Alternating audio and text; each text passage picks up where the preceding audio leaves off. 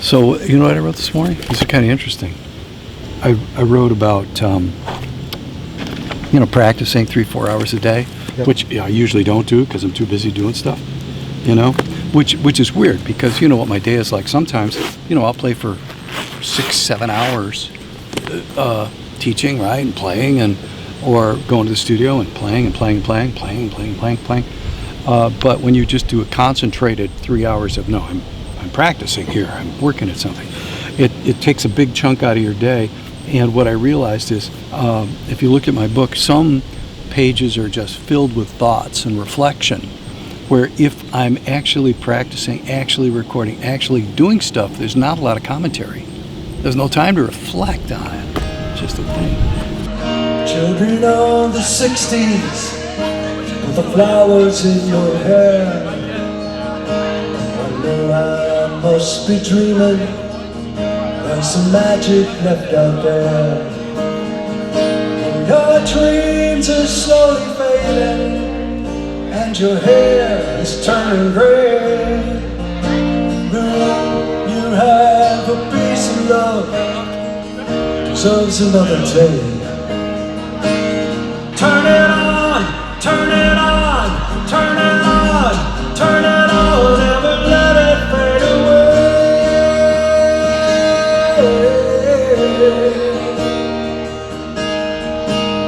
Turn it on, turn it on, turn it on, turn it on, never let it fade away.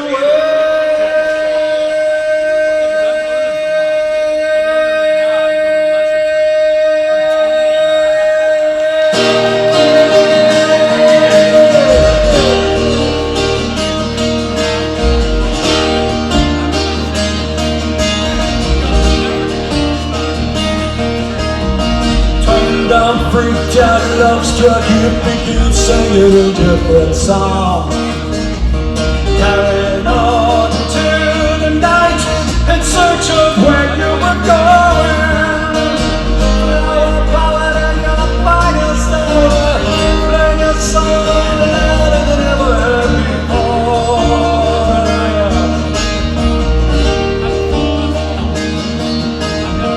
Where are all the children with their hair in flowers? Yeah, more than ever we could have done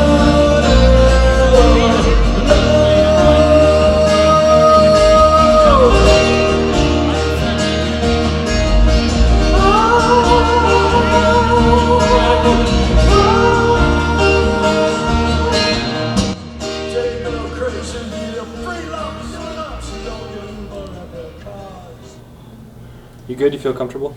How's my hair? Great. Yeah. Okay, good. I guess we're good to go. I had a very interesting childhood. I'm writing my memoir, and the very first pages, literally, are about my sister.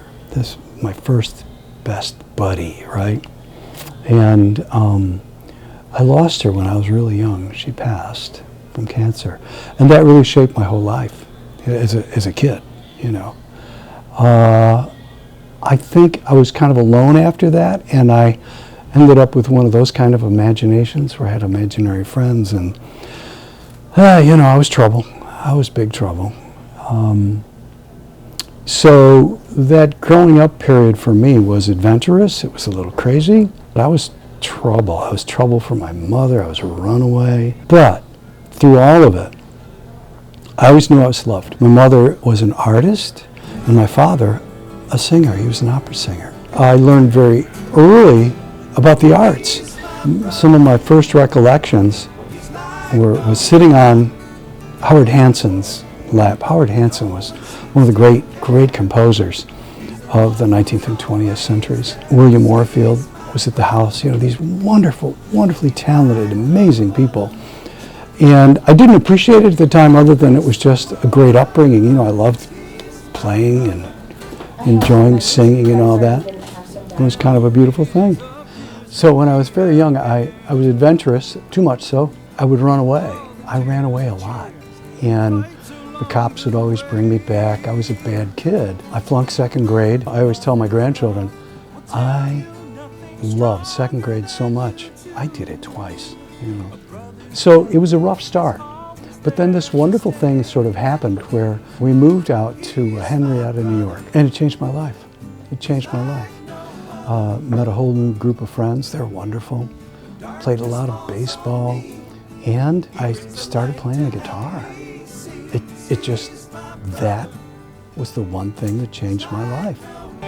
They were hitting me up for legacy stuff. He said, you know, Todd, you're not going to be alive forever, and you know, you should start, you know, investing a few $1,000s a year at the college so we can, you know, have a little legacy for you up there. Yeah. I was like, what? Practice room? A display case? What are you talking about? I don't want nothing.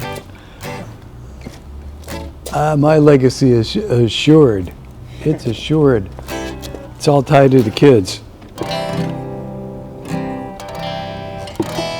Okay, so what I wanted to do today, first of all, was Caterpillar and then speed drill. And the reason is because we're so busy. I mean, when I say we, you, crazy. Me, I'm nuts. I'm off the page.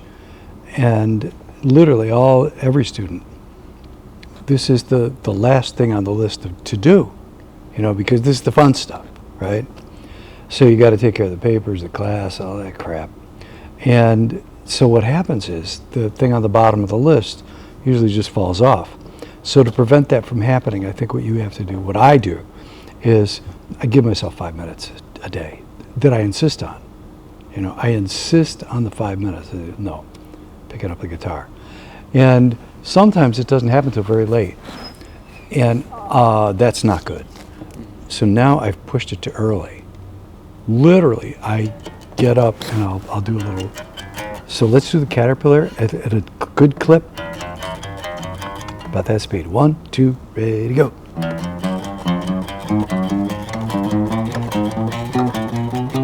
Beautiful.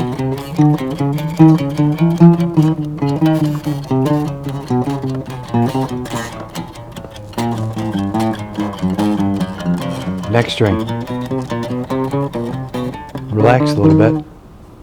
Relax, relax. 1, 2, ready, A.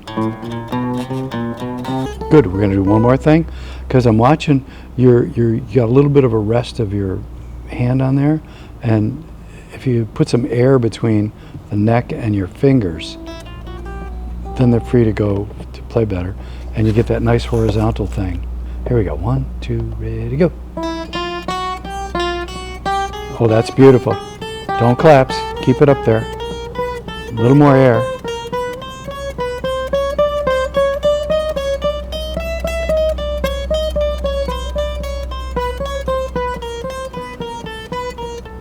A little slower. It's like, I'm too busy, right? No matter how busy I get, I still go, you know what? I'm going to pick up the guitar and I'm going to do some stuff. And that is good because, well, we just spent 5 minutes. That's it, yeah. Right? Hands tired, good. Do it later, maybe. Todd and I cut our teeth together on the road, both fresh out of college. We did some touring together for almost 3 years in a group that was knocking on the door, looking for a national record contract. Got very, very close, but no banana, as they say. And shortly after that group reformulated and didn't disband, but it changed personnel. Todd and I left around the same time. I went back to college. I was drawn to a career in classical percussion. And he formed his first band and hit the road and started his storied career. What was the band you guys had together? It was an oldies group called the Stomping Suede Greasers. You know, we formed a band and started playing, and all of a sudden I had this creative outlet for stuff, you know, and I wrote songs for us. We toured heavily for almost 3 years, self-produced our own record, actually did a demo album for Decca Records, a major label back then, and it was shelved. But we learned an awful lot as kids, really, looking back. We were in our early 20s.